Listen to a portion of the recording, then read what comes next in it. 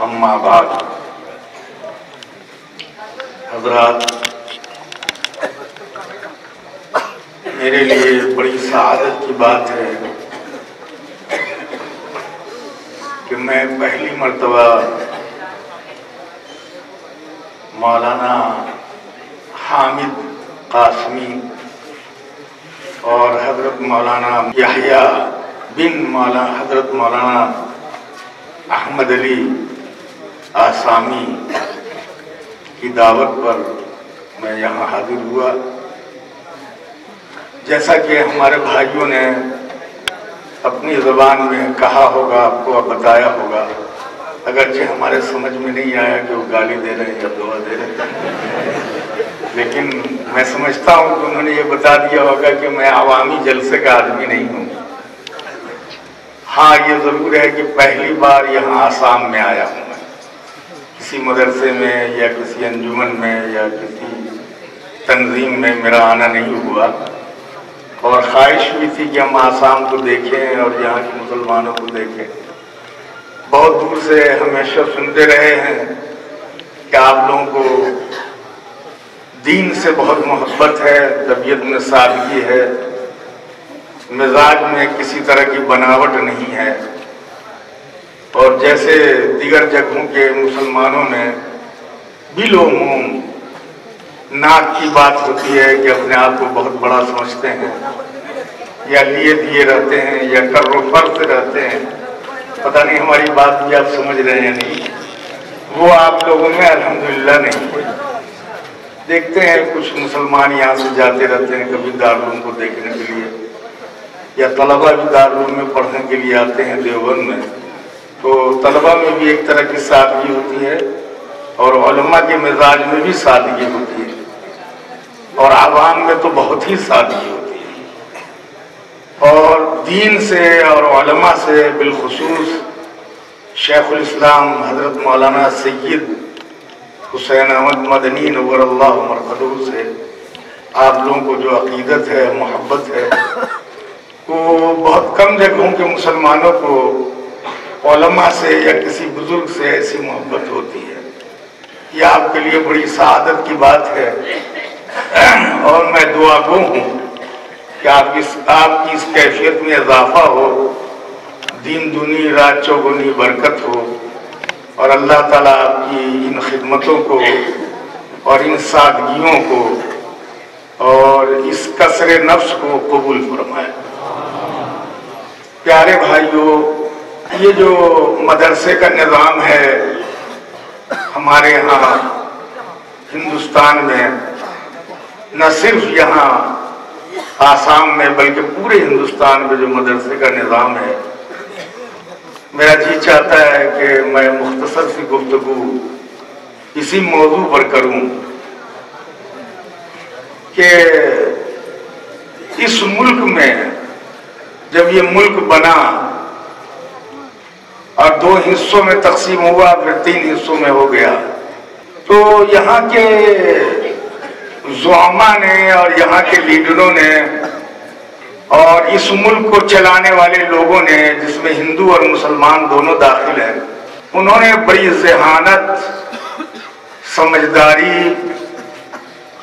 और बड़ी दूररसी का सबूत दिया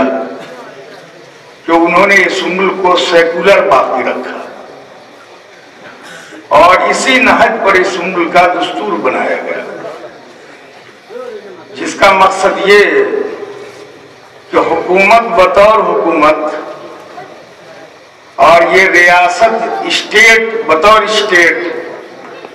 किसी मजहब की हामी या तरफदार नहीं होगी, बल्कि ये मुल्क सबों के लिए होगा। क्योंकि यहाँ मुल्क में रहने वाले मुख्तलिफ मज़ाहिब के मानने वाले हैं। यहाँ हिंदू मुसलमान ये तो बड़ी ज़ात है, लेकिन यहाँ ईसाई भी हैं, यहाँ सिख भी हैं जिनका मजहब अलग है, और वो बराबर इसरार करते हैं कि हम अलग हैं। इसी तरह से यहाँ जैनी हैं, उनके ख्यालात अलग हैं। फिर यहाँ कबायली हैं जिनके ख्यालात अलग हैं। फिर यहाँ तरह तरह के मजहब में भी मजहब है, یعنی ایک مذہب ہے، اس میں کئی مذاہب ہیں، ایک دین ہے، اس میں کئی دین ہے۔ یہاں صوبائی دین بھی ہے، یہاں ضلعی دین بھی ہے، یہاں طرح طرح کی بولیاں ہیں، یہاں طرح طرح کی زبانیں ہیں، یہاں طرح طرح کے کلچر ہیں، یہاں طرح طرح کی تہذیبیں ہیں، یہاں ہر تھوڑی دور پر رہن سہن کا انداز بدل جاتا ہے۔ اس لیے جن لوگوں نے اس ملک کو سیکولر اسٹیٹ قرار دیا انہوں نے بہت سمجھداری کا ثبوت دیا، اور اس سے بہتر کوئی اور طریقہ نہیں ہو سکتا تھا اس ملک کے دستور کو بنانے کے لیے، اور یہ آزادی دی گئی کہ ہر مذہب والے اپنے مذہب کی خود حفاظت کریں، اس کی تبلیغ کریں، اس کا پرچار کریں، اس کو پھیلائیں، اس کی کتابیں پڑھائیں، اور اپنے ماننے والوں کو اپنے مذہب کے متعلق بتائیں۔ دیگر مذاہب کے ماننے والوں میں بھی ایک نظام رائج ہے، اور بہت سی تنظیمیں ہیں، اور بہت سی انجمنیں ہیں، اور بہت سی سبھائیں ہیں جو ان کے مذاہب کو سنبھالتی ہیں۔ ان کی عبادت گاہیں ہیں، ان کی عبادت کرنے کا اپنا طریقہ ہے، جیسا کہ آپ جانتے ہیں۔ مسلمانوں کے لیے یہ ضروری ہوا کہ وہ اپنے مذہب کی حفاظت کریں۔ کیا کریں مذہب کی حفاظت کے لیے؟ تو علماء نے شروع دن سے، بلکہ جب آزادی ہونے والی تھی اس سے پہلے سے ہی اس خطرے کو بھانپ دیا تھا کہ یہ ملک دوسری طرف جائے گا، اب دوبارہ بہادر شاہ ظفر نہیں آ جائیں گے یہاں ملک آزاد ہونے کے بعد، اب دوبارہ یہاں مسلمانوں کی بادشاہت یا حکومت قائم نہیں ہوگی، بلکہ یہاں دوسرا انداز ہوگا۔ تو انہوں نے مدرسوں کا نظام قائم کیا، جس میں سب سے پہلا مدرسہ جو اس خطرے کو دیکھ کر قائم کیا گیا وہ دارالعلوم دیوبند تھا، جو ایک مکتب کی شکل میں قائم کیا گیا۔ آپ جانتے ہیں کہ ایک مسجد میں جس میں کھرنجا لگا ہوا تھا، پختہ بھی نہیں تھی وہ مسجد، نیچے سے فرش اس کا اینٹیں بچھی ہوئی تھی، اس میں لکھوری اینٹیں ہیں باریک سی، جو پہلے زمانے میں بنتی تھی مغلیہ دور میں اور انگریز کے بھی شروع دور میں، ان اینٹوں کا فرش بنا ہوا تھا۔ اسی میں انار کے درخت کے نیچے کچھ طلبہ اور کچھ اساتذہ، جن میں ایک استاد ملا محمود بہت مشہور ہیں جو میرٹھ میں پڑھاتے تھے، اور ان کو حضرت مولانا محمد قاسم نانوتوی نور اللہ مرقدہ نے بھیجا کہ جاؤ وہاں کام کرو دیوبند میں۔ تو انہوں نے کام شروع کیا، جس میں شیخ الہند رحمۃ اللہ علیہ بھی شامل ہو گئے طالب علموں میں، کچھ اور طلبہ بھی رہے ہوں گے، لیکن چونکہ یہ نمایاں تھے اور آگے کی کتابیں پڑھ رہے تھے تو ان کا نام ہر جگہ آتا ہے کہ پہلے طالب علم تھے، ورنہ اور طلبہ بھی تھے دارالعلوم میں ان کے ساتھ پڑھنے والے، لیکن وہ اتنے نمایاں بھی نہیں ہوئے تو ان کا نام بھی نہیں آتا ہے۔ یہ بہت نمایاں ہوئے اور اللہ نے ان کے ذریعے سے بڑا کام کروایا اور بڑی عظمت حاصل کی عالمی پیمانے پر، اور بڑے بڑے علماء پیدا ہوئے ان کے ہاتھ سے، جس کو چھو لیا وہی کندن بن گیا، جس کو چھو لیا وہ سونا بن گیا، جس کو چھو لیا وہ عالمگیر عالم بن گیا۔ یہ حضرت مدنی رحمۃ اللہ علیہ، حضرت تھانوی رحمۃ اللہ علیہ، جن کا نام بہت زیادہ آتا ہے سامنے، یہ دونوں حضرات شیخ الہند کے اور مولانا محمود حسن کے شاگرد ہیں۔ الغرض یہ ہے کہ اس ملک میں ہر مذہب والے کے لیے یہ ضروری ہوا کہ وہ اپنے مذہب کی حفاظت کرے۔ لہذا اگر اس ملک میں مدرسہ قائم نہ ہو اور دینی مکتب قائم نہ ہو اور حفظ کا نظام قائم نہ ہو اور تجوید کا نظام قائم نہ ہو اور ملا جی مکتب میں نہ پڑھائیں اور مولوی لوگ مدرسے میں نہ جائیں اور طلبہ وہاں جمع نہ ہو، تو اسلام کا کوئی تصور اس ملک میں باقی نہیں رہے گا، کیونکہ ملک بحیثیت ملک آپ کو کچھ نہیں دے سکتا ہے مذہب کے حوالے سے۔ آپ کو رہنے سہنے کی سہولت فراہم کر سکتا ہے، آپ کو بجلی دے سکتا ہے، آپ کو سڑک بنا کر کے گورنمنٹ دے سکتی ہے، یہ سرکار دے سکتی ہے، دنیا بھر کے جو کام ہے سرکار کے کرنے کے وہ کر سکتی ہے، لیکن آپ کے مذہب کی کوئی حفاظت نہیں کرے گی، بلکہ مذہب کی حفاظت آپ کے ذمہ ہے۔ اس لیے ہر مسلمان کا یہ فریضہ ہے کہ وہ اس मकतब की और इस मदरसे की और इस बड़े दारुल-उलूम की, जो बड़ा दारुल-उलूम हो जाता है, जैसे बांसकंडी का आपका मदरसा है या होजाई का मदरसा है या और भी मदरसे आपके इलाके में होंगे, और हिंदुस्तान भर में बड़े बड़े बहुत मदरसे हैं। जो खुद यूपी में दारुल देवबंद के अलावा मज़ाहिरुल-उलूम है, मदरसा शाही मुरादाबाद है, अमरोहा का मदरसा है, और भी बड़े मदरसे हैं, बागोवाली में है, और कहाँ कहाँ दुनिया भर के जहाँ दौलत तालीम होती है, जहाँ 1500-2000 मदरसे पढ़ते हैं। इन सब को मुसलमान अगर बाकी न रखें और उसमें हिस्सा न लें तो दीन की हिफाजत का कोई तरीका मुतसव्वर नहीं है और कोई दिमाग में आता नहीं है। इसलिए आप लोग भी बड़े खुशकिस्मत हैं मुसलमान कि माशाअल्लाह इतने हजार मदरसे हैं, और छोटे मदरसे हैं जो मकतब की शक्ल में हैं, हिफ्ज़ के मदरसे हैं, जैसे गालिबन यहाँ भी सिर्फ अभी हिफ्ज़ की पढ़ाई होती है और कुछ अरबी दर्जात गालिबन शुरू हुए हैं।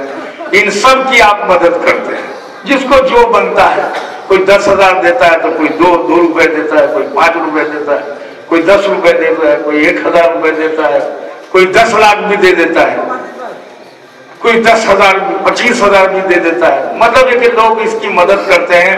यहाँ रह के करें या बैरून मुल्क चले जाएं तो वहां से करें, लेकिन करते हैं मदद। आपका ये जोश, आपका ये जज्बा, आपका उलमा से ये ताल्लुक, मदरसे से आपकी ये मोहब्बत और आपकी ये शफकत बढ़ने की जरूरत है, क्योंकि हालात के साथ साथ दीन के सिलसिले में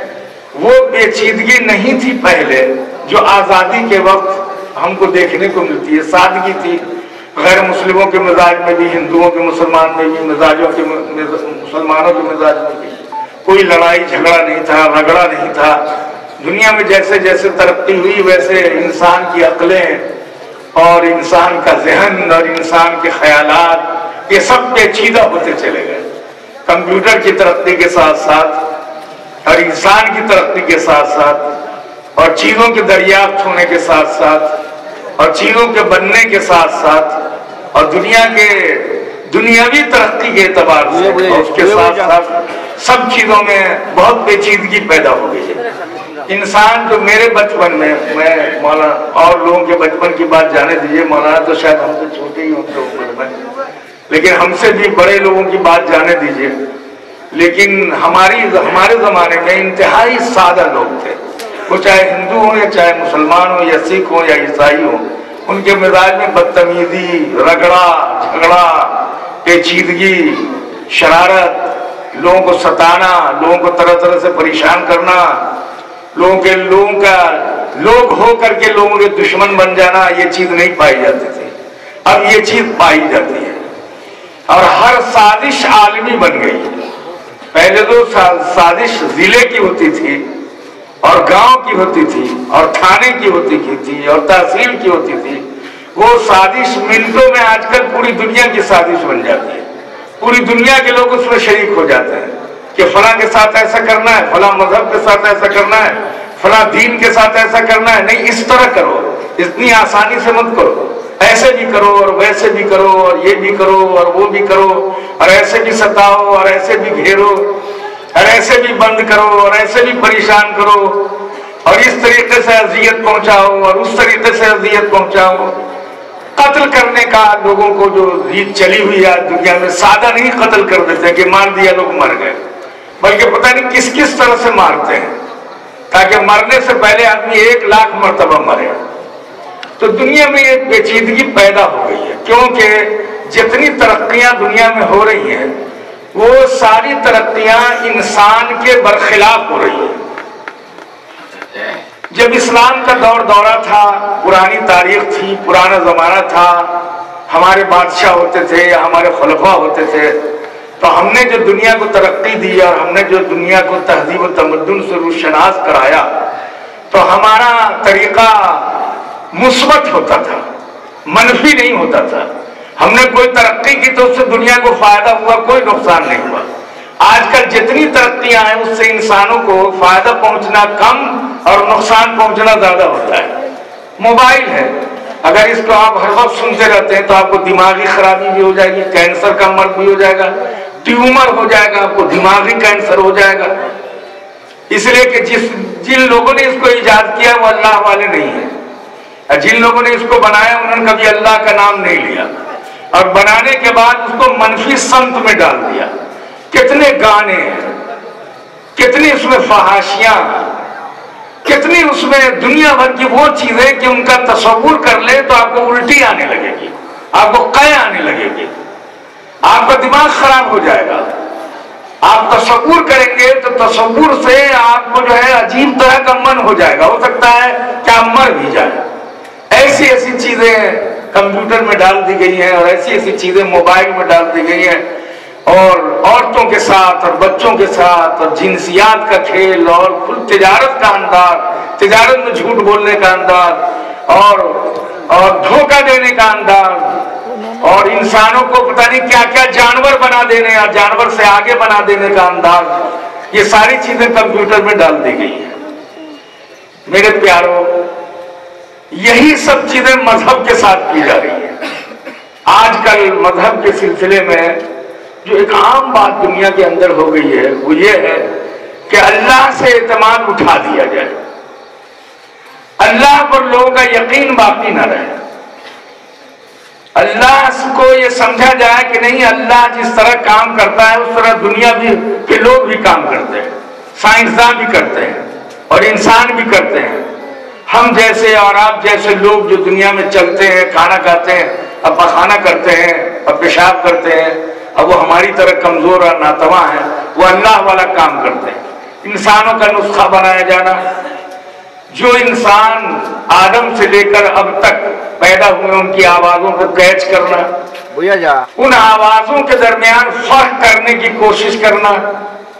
اور اس میں خط امتیاز قائم کرنے کے لیے کوشش کرنا، اس کی تدبیریں کرنا، اور جانوروں کے نسخے بنانا، اور سانپ کے نسخے بنانا، اور بلی کے نسخے بنانا جیسے بلیاں ہیں، سور کے نسخے بنانا، اور ہاتھی کے نسخے بنانا، اور شیر کے نسخے بنانا، اور جیسا وہ شیر ہے ویسا شیر صرف جنسی طریقے سے نہیں بلکہ کسی اور طریقے سے پیدا کر لینا، اس سب پر محنت ہو رہی ہے،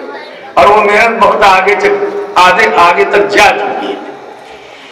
یہ جو سب کچھ ہوا ہے یہ اگر سادے انداز میں ہو جاتا تو کوئی بات نہیں،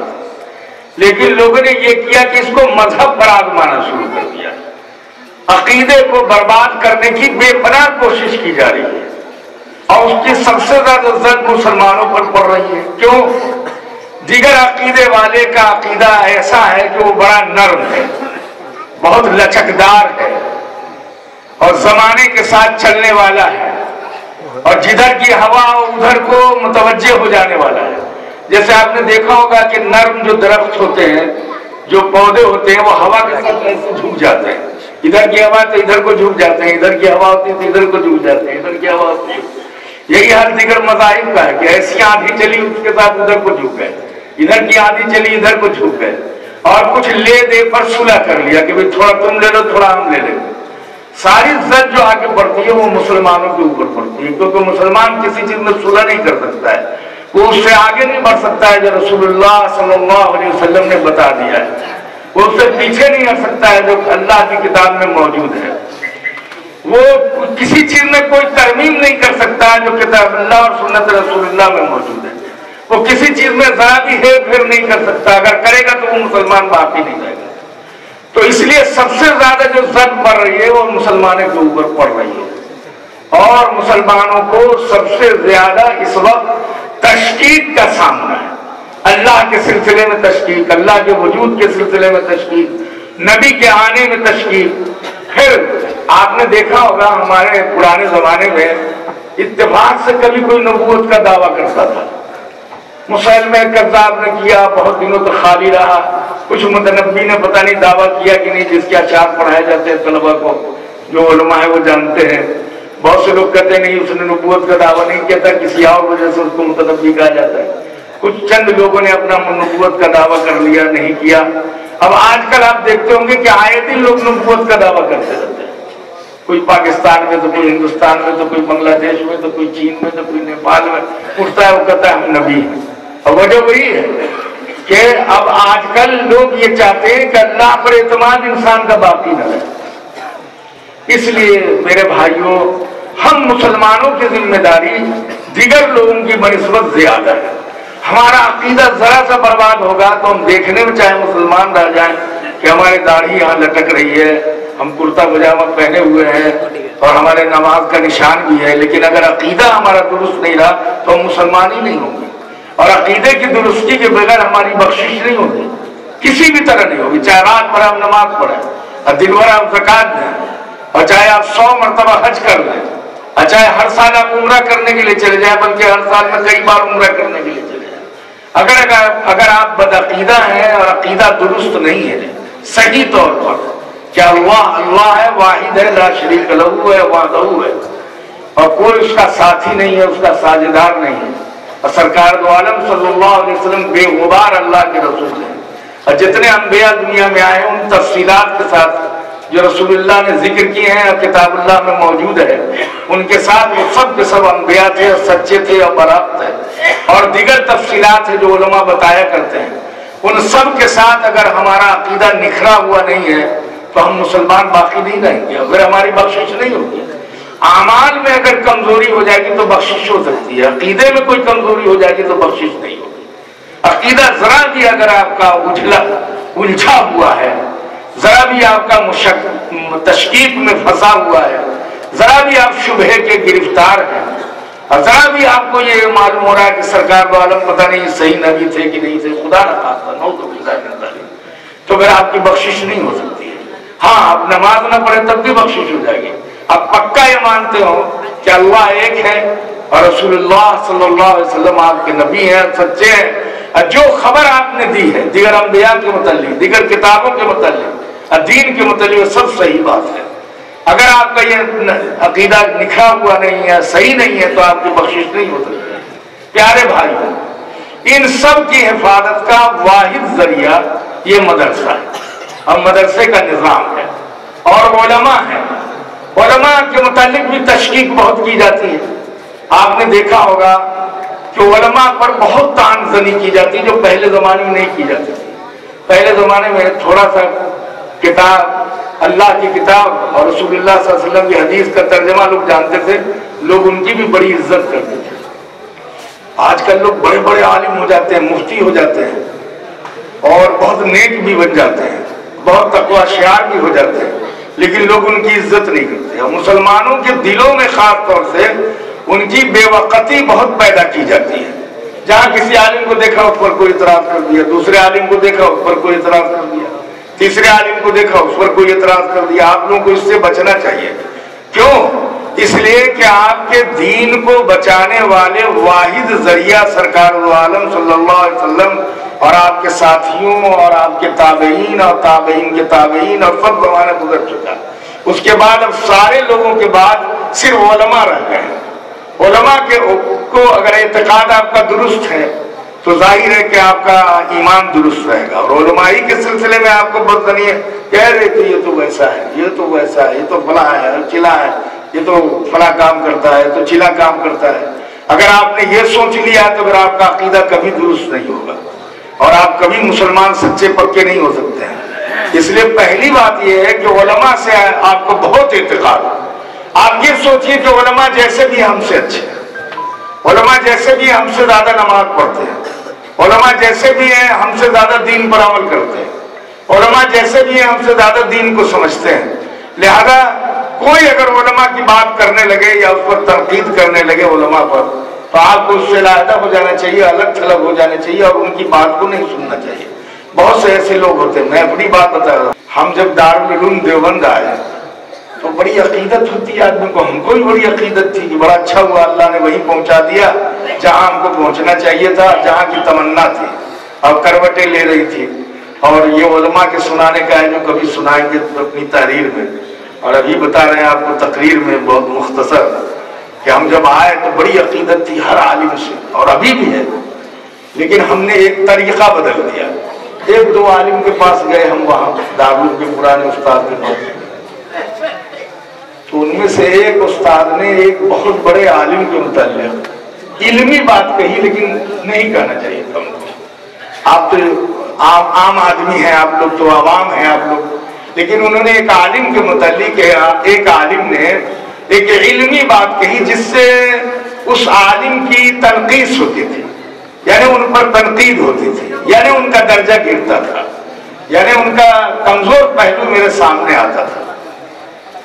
ایک ساتھ کیا اور 2 4 روز 10 روز 20 روز یا 1 مہینے کے بعد گئے ہوں گے تو انہوں نے کچھ ایسی بات کہہ دی کہ فلاں صاحب بہت مشہور ہیں، بہت بڑے عالم تھے،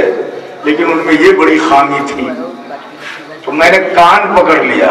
اسی دن، اب میں نے کہا کسی کے پاس نہیں جاؤں گا، چنانچہ جو طلبہ دیوبند سے پڑھ کے آتے ہیں ان سے پوچھ لیجئے، میں کسی کے پاس نہیں جاتا ہوں۔ کتاب دو گھنٹے ہیں ہمارے پاس، ظہر سے عصر تک پڑھایا اور اپنے کمرے میں، خلاص۔